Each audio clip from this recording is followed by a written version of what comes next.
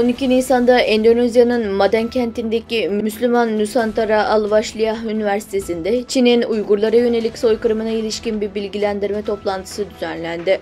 Toplantının kilit konuşmacıları Üniversite Müdürü Profesör Hardy Mulyono Surbakti, Al-Vashliyah Topluluğu Başkanı Dr. Meşhuril Kamis ve Malezya Abim İslami Gençlik Örgütü Başkan Yardımcısı Hayrul Enver Efendi, Uygurlara yapılan baskıyı hafifletmek bizim vazifemiz dedi.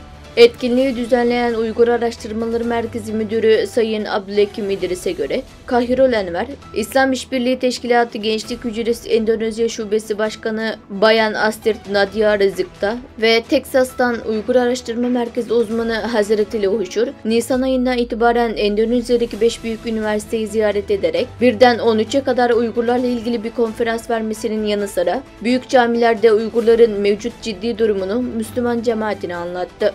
13 gün süren etkinlikten izlenimlerini anlatan Huşur Bey, Endonezya'da yayın yaparak çokça destek alabileceklerine inandığını ifade etti.